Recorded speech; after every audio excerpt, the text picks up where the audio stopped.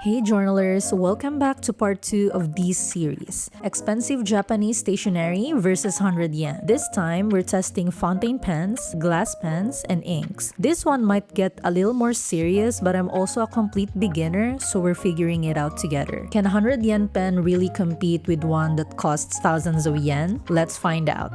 In case you missed part 1, we tested deco tape, clear stamps, dot markers, and rubber stamps.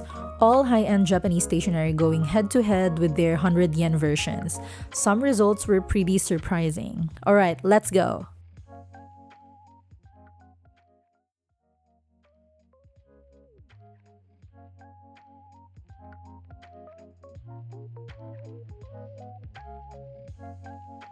So for the first product, we're comparing this Sailor fountain pen that I got from Amazon. It's the Stardust Hoshikuzu. It comes in this really nice box, and this is what the body looks like.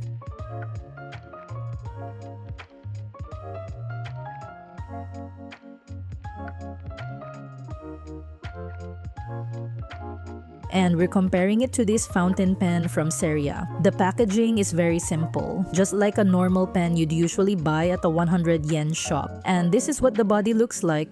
It's transparent.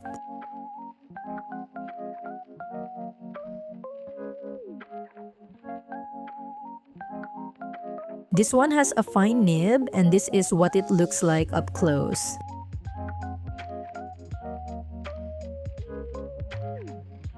For this pen, we'll be using Ferris Wheel Press ink. That way, if there's any difference in the writing experience, we know it's the pen itself and not a cheaper ink holding it back.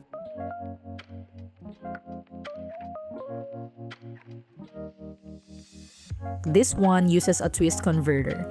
If you're not familiar with it, you basically dip the nib into the ink and twist to pull the ink inside.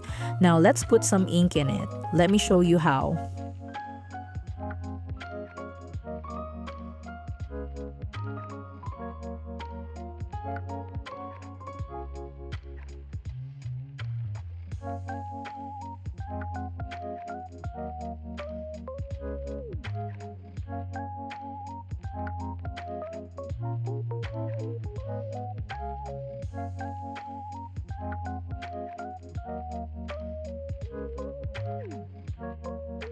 This is how it looks once the ink is inside. I kind of like that it's transparent because you can see the ink level.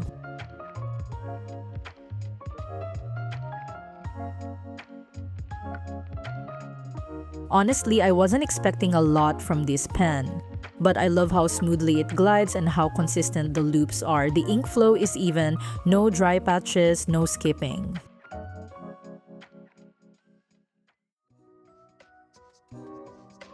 When I started writing actual words though, there were some minor ink flow inconsistencies. The nib is labeled fine, but it writes a little thicker than I expected. So it's not perfect, but the pressure needed is really minimal, which I love as a beginner. And look at that ink color. Even on a 100 yen pen, it looks so beautiful.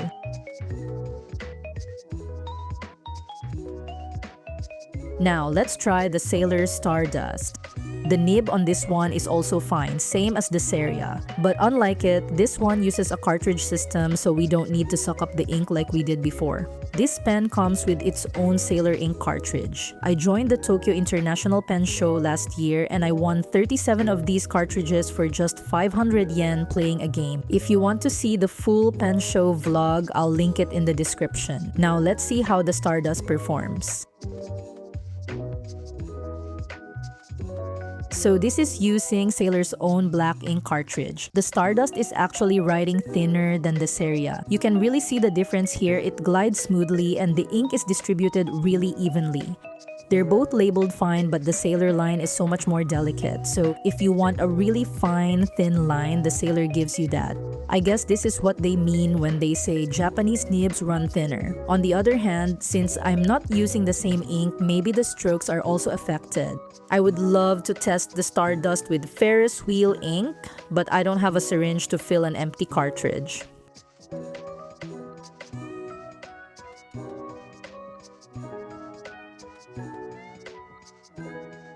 For the final verdict, 7 out of 10 for me. For 100 yen, it's honestly impressive. Smooth, minimal pressure, beautiful ink payoff, but it has minor ink flow inconsistencies and the nib runs thicker than expected. But for a beginner who wants to try fountain pens without the commitment, absolutely okay to start with. I'm not saying this is the best beginner pen out there. I'm just basing it on my own experience trying it for the first time. It might not last too long considering the price, so if you want something that's still beginner friendly but a little more reliable, the Stardust is also a great option to consider. Fountain pen lovers, I'd love to hear your thoughts in the comments. Alright, let's proceed to testing glass pens. And here's the price difference.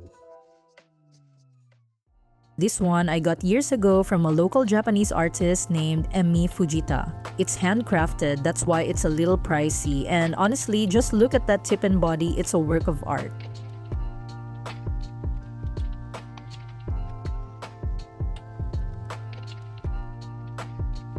We're comparing it with the glass pen from Seria. Let's see how they hold up. This is what the tip and body of the Seria glass pen look like.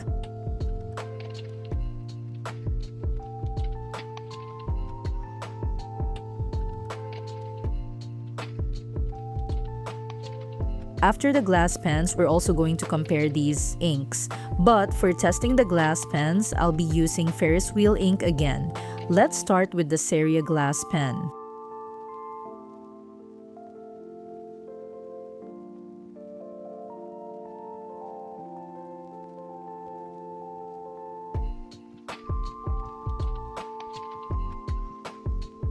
So the first stroke being heavy is normal for glass pens since they work by dipping into ink. But with the Seria pen, it was more than I expected.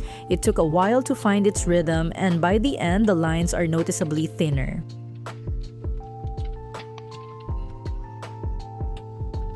One thing I noticed is that you really need to hold it firmly to get consistent strokes. You can feel a bit more friction on the paper. This could be due to the tip not being as finely crafted or polished.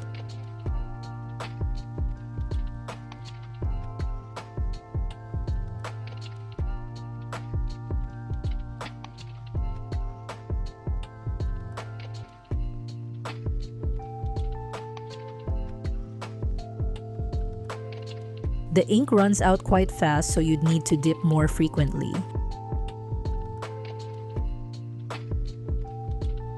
Another thing I love about glass pens is that they're really easy to clean. Just dip it in water or rinse it under running water, wipe it dry, and you're good to go. Unlike fountain pens, which require a bit more maintenance. Now let's try the Emi Fujita Glass Pen.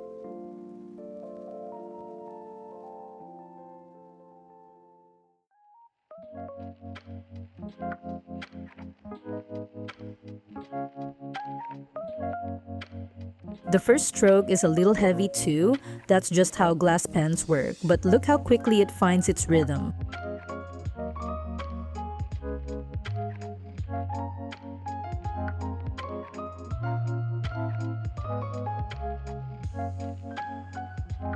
The strokes are so much more consistent and the ink is distributed really evenly throughout.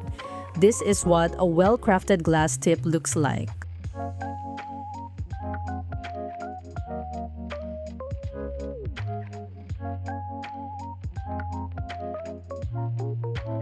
For the final verdict, I want to be very honest. The Seria glass pen is functional but inconsistent. The first stroke is too heavy and the ink depletes fast. For 100 yen, it's not terrible. But the inconsistency makes it a little unreliable, especially for beginners like me. Sometimes you think you're doing something wrong, but maybe it's just the pen? I'd give it a 6 out of 10. And by the way, the ink isn't bleeding through. I'm using the Campus Notebook by Kokuyo. Okay, real talk. I just realized that Ferris Wheel Press is actually a Canadian brand, not Japanese. I know. The video is called High-End Japanese Stationery versus 100 yen. But hear me out, it's one of the most well-known premium ink brands in the world. So I still think it's a fair benchmark to test against the Seria ink. So let's go.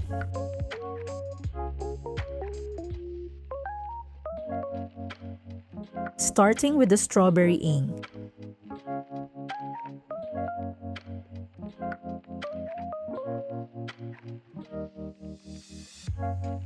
Okay, so surprisingly, the first stroke of this Seria glass pen didn't bleed compared to when we tried it with the Ferris Wheel Ink. This pen became more manageable. Let's try the Emi Fujita Glass Pen and check. And okay, so this one didn't bleed either. The consistency of this pen really shows with this ink too. I just wonder why both pens didn't bleed on the first stroke. Let's try the sepia color too.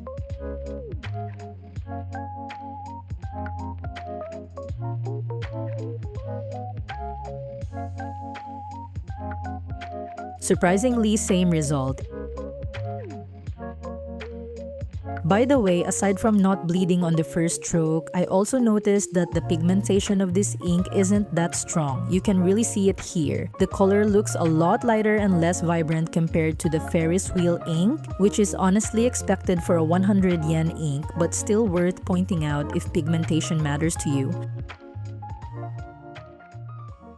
Next is the turquoise blue. Let's try dipping the pen deeper on purpose to test if it's going to bleed or if the pigmentation will change. Okay, so this one looked a lot more pigmented and had a thicker line on the first stroke, but not as heavy as with the Ferris Wheel ink. I'm not entirely sure what's happening here, but I did some reading, and from what I found, it could be related to how much ink is loaded onto the tip, the ink's flow rate, dipping technique, or even the ink's viscosity. These things apparently vary between different inks, which could explain the difference. But I'm still learning, so fountain pen enthusiasts, I'd love to hear your thoughts in the comments. Now, let's try the Ferris Wheel ink again just for comparison. And as you can see, both pens behave the same way with thicker lines on the first stroke. And the pigmentation is so much stronger too.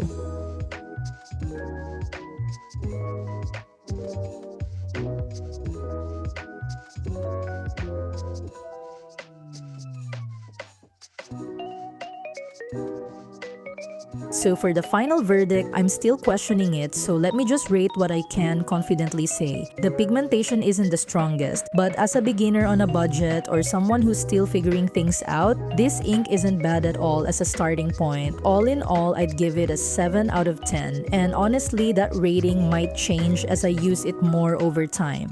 Before we end, a quick throwback to part 1. We compared 2 clear stamps, and a kind viewer pointed out that the 100 yen one actually has a protective film that can be removed.